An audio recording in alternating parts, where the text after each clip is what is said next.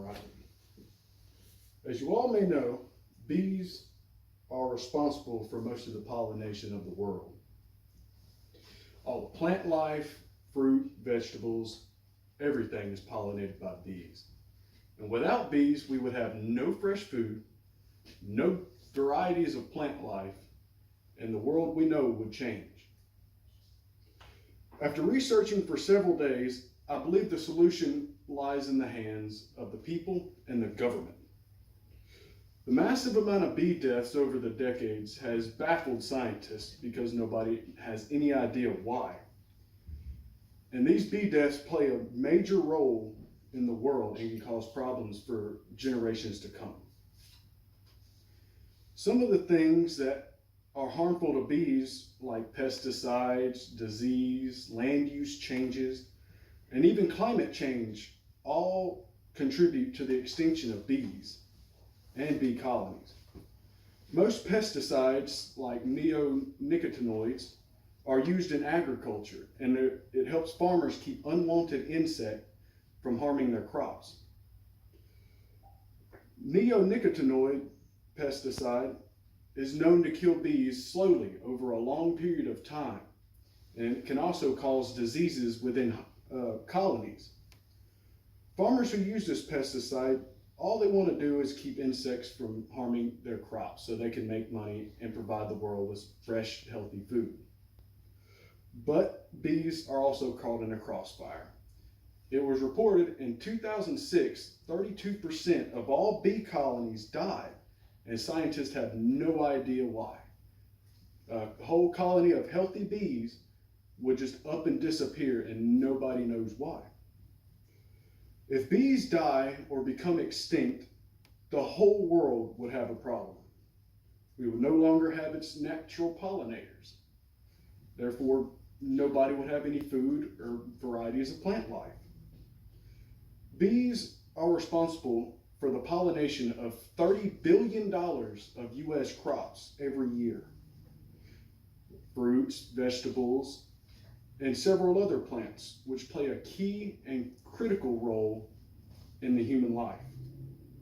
Almost all living things in the world are affected by the deaths of bees. If bees die, everyone in this room will experience some sort of negative side effect. Some of you may ask, since bees are so important to the world, what can we do to prevent any further damage?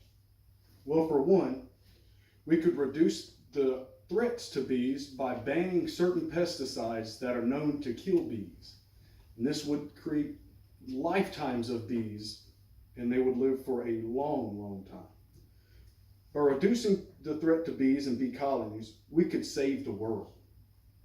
We could also send unwanted bees and beehives to conservations where professionals will care and protect them for the rest of their lives. Companies, much like the company the Honeybee Conservation, will take unwanted bees and their hives to certain parts around the world for free. And this will save millions, if not billions, of bees. All we would have to do is make a phone call, and we could save millions of bees by calling these conservation camps, where they also be relocated to a safer area and stuck in actual homemade beehives. There are several benefits to saving bees from extinction. As you all may know, wild bees pollinate 90% of the crops in the U.S. And by saving these bees, we can continue to eat fresh, healthy food. Another benefit would be to help keep farmers' crops pollinated and food distributed throughout the world. And if bees were to go extinct, we would have no more natural honey, and therefore jobs would be lost.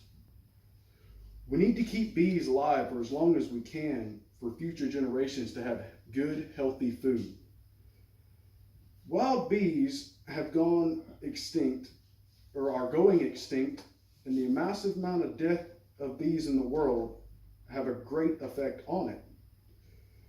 Protection is needed for bees, because our life would change if we no longer had them.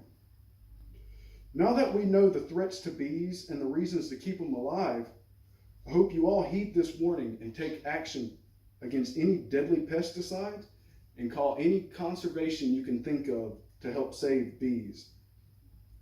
We know why we need to keep bees safe, so let's take action to prevent the extinction of bees and save the world.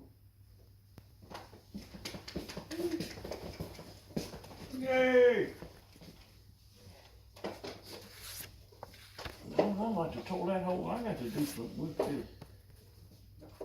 That's what he broke it. I'm sure he did. My iPad. Good thing he didn't have it strapped to his